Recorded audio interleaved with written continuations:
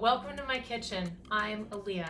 I help busy homemade food lovers become more efficient in the kitchen so they can have delicious weeknight dinners with less effort. Today I'm going to show you how to make one of my favorite weeknight meals, ground pork and rice bowls with gochujang sauce. These are super easy to make, absolutely delicious, and you may want to make a double batch because they make really good leftovers. Let me show you how I do it. All right, so I'm going to start with my ground pork and I'm going to put it into a pan. The pan's on about a medium heat.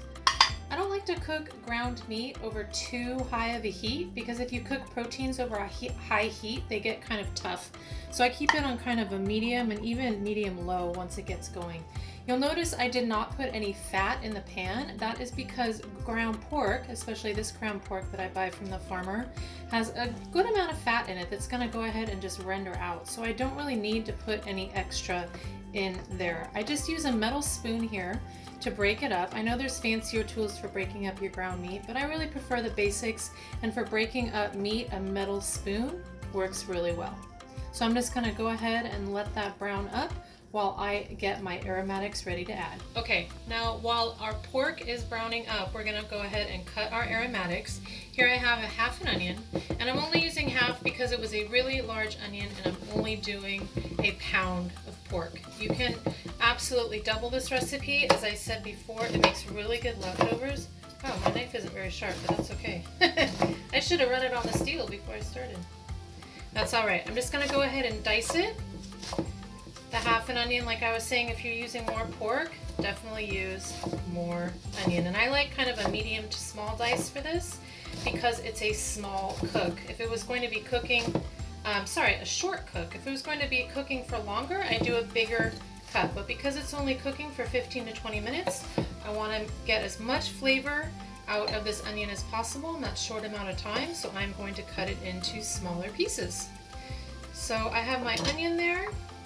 And then I'm just going to go ahead and grate some garlic.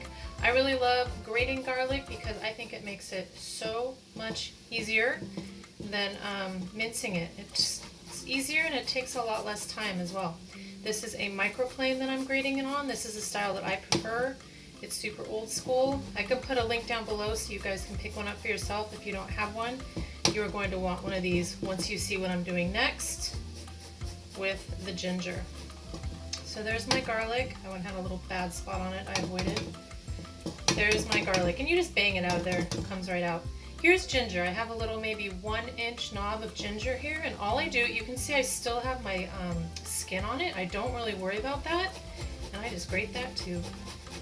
You can remove the skin of ginger with a spoon pretty easily. I'll show you that in another video, but it's really not necessary. This is a nice fresh piece of ginger and it all just grates together. And when you cook it, that skin just disappears right into the dish. I have washed the ginger, but I don't bother peeling it. And there we go. We have our aromatics ready to go into the pork as soon as that pork is cooked.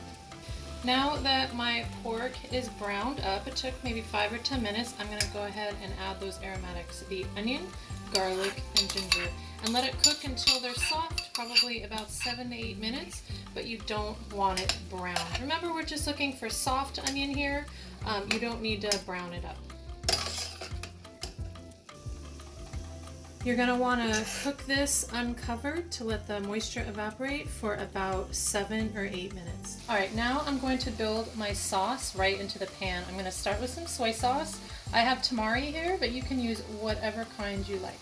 So it's going to be equal parts of all of them. This is 2 tablespoons here of that soy sauce.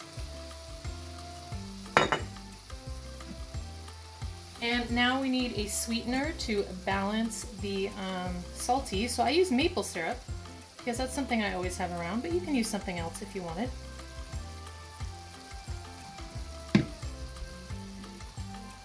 And now for the special ingredient, the gochujang sauce. It's a fermented Korean chili sauce. It's a little bit spicy. I find it pretty mild, but there's others in the household that think it's too spicy. So I'm going to use 1 tablespoon instead of 2. As I might normally use. This is easily findable in a large grocery store. And the last but not least ingredient, toasted sesame oil. Super delicious flavor, really strong, so I'm only going to use a teaspoon of it. That's it. Now I'm just gonna go ahead and stir that around to get everything incorporated. And the last thing actually that I am going to add is a little bit of water. Bring it up to a boil really quick so I make sure that it's hot enough. And then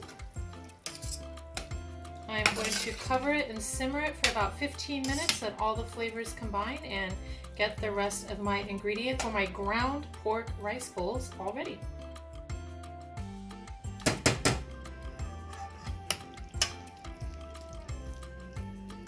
Alright, now that this ground pork is cooked, I'm going to go ahead and build my rice bowl. I have some cooked basmati rice in here. You can use jasmine, calrose, whatever you like. I have some steamed sesame garlic spinach. I have another video that shows you how to do that. And what's really nice about this recipe is that it makes quite a bit of sauce in the pan. So you can use that to drizzle onto your rice, onto anything else on the plate. And this pound of pork feeds about 3 to 4 people. And here's a little bit of the sauce. Put it there, wherever you like. And then fermented vegetables are traditionally a Korean thing. Usually kimchi is what people are familiar with. I have these fermented carrots that I absolutely love from a local maker. So I'm gonna go ahead and top it off with that. So there you have it. Ground pork and rice bowls with gochujang sauce.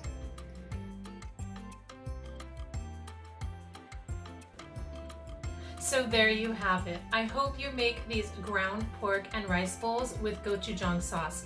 Comment down below and let me know when you do. Hey, and if you don't eat pork, that's totally fine. Another ingredient can absolutely be substituted. You can use ground chicken, ground turkey, or even cubes of tofu. Also, if you want to discover how to be more efficient in the kitchen so you can have more weeknight meals with less effort, you're going to want to download my free dinner survival guide. In it, I share 5 time-saving strategies that are going to make your weeknight dinners 10 times easier and more delicious. To get your hands on it, go to www.easydinners.net. I'll see you next time.